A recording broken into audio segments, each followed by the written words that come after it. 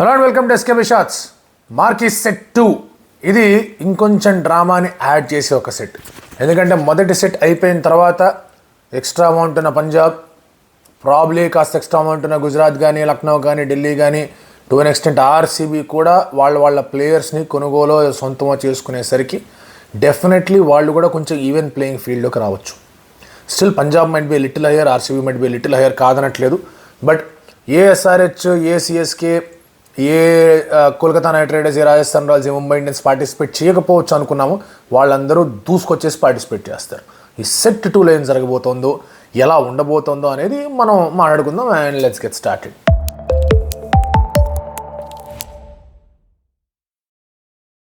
ఈ సెట్ 2లో 6. యుజ్వేంద్ర చహల్ చాలా important aspect and many teams would be eyeing on him. అలాగే మీకు మొహమ్మద్ షామి ఉన్నాడు, మొహమ్మద్ సిరాజ్ ఉన్నాడు, లియామ్ లివింగ్స్టన్ ఉన్నాడు, of course David Miller and then KL Rahul. ఇంత అంటే లైక్ అందరూ కూడా వీళ్ళు కావాలి అనుకునే ప్లేయర్సే. So will start with Yuzvendra Chahal. ప్రతి టీంకు నాణ్యమైన స్పిన్నర్ కావాలి. సిఎస్కేకి కావాలి, ఎస్ఆర్హెచ్కి కావాలి, ముంబైకి కావాలి. ఢిల్లీ కుల్దీప్ ఉన్నాడు, will they go with Kulcha? I don't think so. So ఆ ఆప్షన్లో ఢిల్లీ కొంచెం ఆగిపోవచ్చేమో. Punjab might still go. కోల్కతాకు ఆల్రెడీ ఇద్దరు స్పిన్నర్స్ ఉన్నారు, they might not go. Rajasthan will try to get him, but వాళ్ళ దగ్గర ఆర్టీఎం లేవు కాబట్టి ఎంతవరకు ముందుకు వెళ్తారో తెలియదు. అండ్ యుజ్వేంద్ర చహల్ కూడా కొంచెం పెద్ద అమౌంట్కి వెళ్తాడు, డబుల్ ఫిగర్స్లోనే వెళ్తాడు నేనైతే అనుకుంటూ ఉన్నాను. సో ఇటువంటి పరిస్థితుల్లో ఎవరి మధ్య టఫ్ కాంపిటీషన్ ఉంటుంది. రాజస్థాన్ కెనాట్ ఆర్టీఎం చహల్, ఎందుకంటే వాళ్ళకున్న 6 కోటా అయిపోయింది. సో మళ్ళీ పోటీ పంజాబ్ అండ్ ఆర్సీబీ మధ్య గట్టిగా కనిపిస్తుందా. We can also see bits from CSK, SRH and Mumbai కావాలి మాకు అని చెప్పేసి ప్రయత్నం చేస్తారు. సో 5 గట్టిగా ఇన్వాల్వ్ అవుతున్నారు ఇక్కడ. 5 గట్టిగా ఇన్వాల్వ్ అప్పుడు ఏమవుతుంది అంటే కనుక ఎంతవరకు చహల్ మనకు కరెక్ట్గా ఉంటాడనే ఆలోచన ఆ ప్లేయర్లకు కరెక్ట్గా ఉండాలి, ఆ ఫ్రాంచైజీలకు కరెక్ట్గా ఉండాలి. ఇఫ్ పంజాబ్ థింగ్స్ అక్కర్లేదులే మనకి ఎందుకు అనుకుంటే కనుక ఆర్సీబీ టక్ అని చెప్పి చేసుకుంటుంది, విచ్ ఈస్ మోర్ ప్రాబబుల్ ఏమో అన్నట్టుగా అనిపిస్తుంది ప్రస్తుతానికైతే. ఎందుకంటే ఆర్సీబీ ఒకవేళ కనుక వాళ్ళకి అటు శ్రేయస్ దొరక్క, ఇటు రిషబ్ దొరక్క, స్టార్క్ మాత్రమే తీసుకున్నా, స్టార్క్ అని తీసుకోకుండా ఉన్న Yuzvendra Chahal and KL Rahul are going to RCB. So ఇలా ఈ రీతిలో ఒక సెటప్ అనేది ఉంటుంది. నెక్స్ట్ అదే గోలో Liam Livingstone. Liam Livingstone is an all-rounder. Number 4, number 5లో బ్యాటింగ్ చేస్తాడు, ఆఫ్ స్పిన్ వేస్తాడు, లెగ్ స్పిన్ వేస్తాడు. పంజాబ్కి ఆర్టీఎం చేసుకునే ఆప్షన్ అనేది ఉంది. But still Liam Livingstone will go for a good price. ఒక SRH might not go for, ఎందుకంటే టూ మెనీ ఫారెన్ ఆప్షన్స్ అయిపోతాయి. So SRH might not go. Mumbai Indians will definitely try and go. వాళ్ళు try చేస్తారు తెచ్చుకుందామని. KKR might also try and do. Number 3లో ఆడిద్దాం, మనకేమైనా work out అవుతుందనే ఆలోచనలు వాళ్ళు కూడా ఉంటారు. CSK might try and go. ఒకవేళ రిషబ్ పంత్కి వెళ్ళిపోయారంటే కనుక ఎగ్జాస్ట్, వాళ్ళు ఎక్కడో అప్పుడు అలా పట్టుకోవాలి. లేదంటే కనుక వాళ్ళు కూడా ఆలోచించవచ్చు లియామ్ లివింగ్స్టన్ గురించి. బట్ లియామ్ లివింగ్స్టన్తో పాయింట్ ఏంటంటే again is an England cricketer. Jos బట్లర్తో ముందు మాట్లాడుకుని లాస్ట్ వీడియోలో మాట్లాడుకోవాలి, అవైలబిలిటీలో ఉంటాడా అనే ఒక క్లాజ్ కూడా వస్తుంది వీళ్ళిద్దరి మీద, ఇంగ్లాండ్ ప్లేయర్స్ అందరి మీద. బట్ ఒకవేళ కనుక within the reach, within the గ్రాస్పే ఉన్నాడు, 10 కోట్లు ఆ రేంజ్లోనే ఉన్నాడు అంటే కనుక పంజాబ్ ఆర్టీఎం చేసేస్తుంది అతను. అది దాటిందంటే దే మైట్ థింక్ ఏంది లెక్క. సో లియామ్ లివింగ్స్టన్ మీద ఆర్టీఎం ఏదైతే క్లాజ్ అనేది యాక్టివేట్ అవ్వచ్చు అతని మీద, అది కొంచెం అతని బిడ్ ఎక్కువగా అవ్వనివ్వకుండా కూడా చేసే ప్రయత్నం ఉంది. Because is a foreigner and కొన్ని మిగతా టీమ్స్ అందరూ కూడా ఎగ్జాస్ట్ అయిపోయి ఉంటారు కాబట్టి సో ఇట్ బి ఇంట్రెస్టింగ్ ఎంతవరకు లియామ్ లివింగ్స్టన్ అనేవాడు వెళ్తాడు అని. David Miller, I think Gujarat Titans will RTM. David Miller మరీ పెద్ద అమౌంట్కి వెళ్తే తప్ప డేవిడ్ మిల్లర్ని ఆర్టీఎం చేసేస్తారని అనుకుంటున్నాను. ఎందుకంటే డేవిడ్ మిల్లర్ రిక్వైర్మెంట్ ఎవరికి ఉంది I don't know. CSK might not go, ప్రస్తుతానికి తెలియట్లేదు. ఆర్సీబీ మైట్ థింక్ ఒకవేళ కనుక వాళ్ళకి ఎవరు లేరు తీసుకుందాం అనుకుంటే. ముంబై మైట్ నాట్, వాళ్ళ ఆలోచనలు డిఫరెంట్గా ఉంటాయి. ఎందుకంటే వాళ్ళకి టాప్ 3లో ప్లేయర్ కావాలి, ఆ తర్వాత 7లో 8లో ప్లేయర్ కావాలి, మిల్లర్ ఎక్కడ సెట్ అవుతారు, రకరకాల ఆలోచనలు ఉంటాయి. Right no I don't think is fitting there. Delhi might think. So మీకు మిల్లర్ డెస్పరేట్గా కావాలనుకునే ఫ్రాంచైజ్ 2-3 ఉన్నాయి. అండ్ ఆ డెస్పరేషన్ తాలూకు అమౌంట్ కూడా అంత హైగా వెళ్ళకపోవచ్చు. అన్లెస్ పంజాబ్కి ఎవరు దొరక్క వాళ్ళ ఆప్షన్లో మళ్ళీ ఎప్పట్లాగానే వాళ్ళు పప్పులో కాలేసారంటే కనుక మిల్లర్ కోసం ఎక్కువ వెళ్ళొచ్చు. సో అందుకే మిల్లర్ జీటీ వైపు వెళ్ళిపోయే అవకాశాలే గట్టి కనిపిస్తూ ఉన్నాయి. అది ఆర్టీఎం అయ్యే అవకాశం. జీటీ ఆర్టీఎం చేసుకుంటుంది మిల్లర్ మీద, పంజాబ్ ఆర్టీఎం చేసుకుంటుంది లియామ్ లివింగ్స్టన్ మీద అనేది ఒక గట్టి ఆస్పెక్ట్లా కనిపించే ఒక అంశాలు. లియామ్ లివింగ్స్టన్ లక్నో కూడా ప్రయత్నించవచ్చు కొంతవరకు, కాదనట్లేదు, వాళ్ళకి కావాలి కాబట్టి 2 ఫ్రాంచైజీలు ఉన్నాయి. బట్ అగైన్ ఎంత అమౌంట్ కోసం వెళ్తారు is again a question there. Next బౌలర్ల గురించి మాట్లాడుకుందాం. మొహమ్మద్ సిరాజ్, మొహమ్మద్ షమి ఇంజరీలు, షమి ఎంతవరకు ఫిట్గా ఉన్నాడో తెలియదు. పైగా ఆక్షన్ అనేది బీజీటీ తర్వాత జరగట్లా, సెకండ్ టెస్ట్ తర్వాత జరగట్లా, ఫస్ట్ టెస్ట్ జరుగుతుండగానే జరుగుతుంది. సో షమీ మీద డబ్బులు పెట్టాలి అంటే కనుక ఒక రిస్క్ తీసుకుని డబ్బులు పెట్టాలి, ఒక గ్యాంబుల్ ఆడాలి. గ్యాంబుల్ ఆడాలన్నప్పుడు చాలామంది ఫ్రాంచైజీలు ఎక్కువ అమౌంట్ కోసం వెళ్ళరు.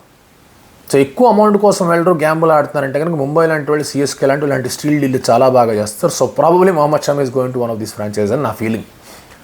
ఒకవేళ కనుక మిల్లర్ మామూలు అమౌంట్కే ఆర్టీఎం చేయకుండానే దక్కాడు, షమీ ఎక్కడికి వెళ్ళట్లేదంటే Gujarat might RTM.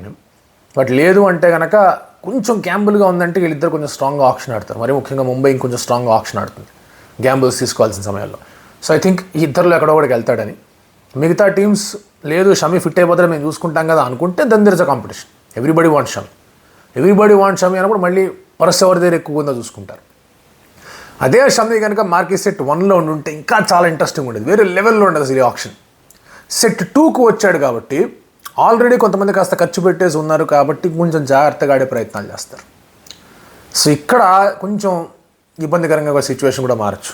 You never know, sometimes అది షమీ కోసం బిడ్ కూడా చేయకపోవచ్చు, కానీ తర్వాత మళ్ళీ అన్సోల్డ్ ప్లేయర్ కేటగిరీలో యాక్సలరేటెడ్ బిడ్లు అవి అనుకుని అక్కడ మళ్ళీ బాగా వెళ్ళిపోవచ్చు. But I don't think that is going to happen. షమీని లాగేద్దామనే ప్రయత్నమే చేస్తారు. సిరాజ్ మీద ఆర్టీఎం అనే ఆప్షన్ ఉంది ఆర్సీబీకి. బట్ ఆర్సీబీ అంతకన్నా ముందు వాళ్ళు చూసుకునేది ఏంటంటే చహల్ కోసం వెళ్ళారా, స్టార్క్ కోసం వెళ్ళారా. చహల్ స్టార్క్ ఇద్దరు కోసం వెళ్ళారు. సిరాజ్కి ఎక్కువ అమౌంట్ రావట్లేదు అంటే కనుక ఫైన్ విత్ ఇట్. బాగా ఎక్కువ అమౌంట్కి వెళ్ళిపోతున్నాడంటే కనుక ఇట్స్ టఫ్ డెసిషన్. ఆర్సీబీ వెళ్ళకూడదు, ఎందుకంటే కేఎల్ రాహుల్ ఇదే లిస్ట్లో ఉన్నాడు. కేఎల్ రాహుల్ కోసం చాలా డెస్పరేట్గా ఆర్సీబీ వెళ్తుంది. అంత డెస్పరేట్గా వెళ్తున్నప్పుడు కేఎల్ రాహుల్ గురించి 20 కోట్లన పక్కన పెట్టుంటారు.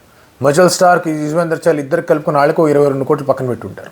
సో 40-45 కోట్లు వీళ్ళు ముగ్గురు మీద పెట్టుకున్నారు. ఆ 83 కాస్త 40 తీసేసి అక్కడి నుంచి మళ్ళీ దర్ కమింగ్ బ్యాక్ టు 40. ఈ ముగ్గురు వచ్చారంటే they are left with only 40 crores. And వాళ్ళు బౌలింగ్ స్ట్రాంగ్ అయింది, no doubts about that. Yuzvendra Chahal వచ్చాడు, స్టార్క్ వచ్చాడు, అండ్ దెన్ మీకు కుదురుతున్న కేఎల్ రాహుల్ కూడా వచ్చాడు అనుకుంటే సిరాజ్ తీసుకోవడం అనేది కష్టంగా ఉంటుంది.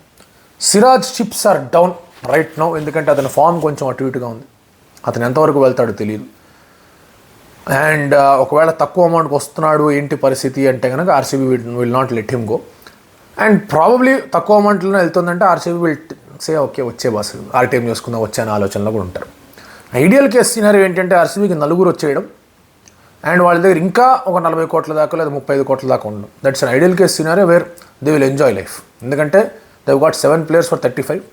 అక్కడి నుంచి మళ్ళీ వాళ్ళకి ఇబ్బందులు మొదలవుతాయి. బట్ అలా కాకుండా if they can do something better, ఇంకొంచెం స్మార్ట్గా ఆక్షన్ ఆడగలిగారంటే కనుక బాగుంటుంది. బట్ అగైన్ స్మార్ట్గా ఆక్షన్ ఆడడం అనేది ఇట్స్ వెరీ వెరీ టఫ్. షమీతో ఏదో కొంచెం గ్యాంబుల్ ఉంది, ఇంజరీ గ్యాంబుల్ కాబట్టి ఆలోచిస్తారు. మిగతా ప్లేయర్లు అందరి మీద కూడా ఎవరెవరు కావాలి, ఎవరెవరు ఎక్కడి నుంచి వెళ్ళాలనే ఒక కన్ఫ్యూజన్ అనేది ఉంటుంది. సిరాజ్తో కూడా అలాంటి ఆలోచనలు ఉంటాయి. గుజరాత్ మైట్ ఆల్సో తెలియదు, మనకు షమీ దొరకకపోవచ్చు, సిరాజ్ వస్తే కనుక బెటర్గా బౌలింగ్ చేస్తాడని ఆలోచనలు ఉండొచ్చు.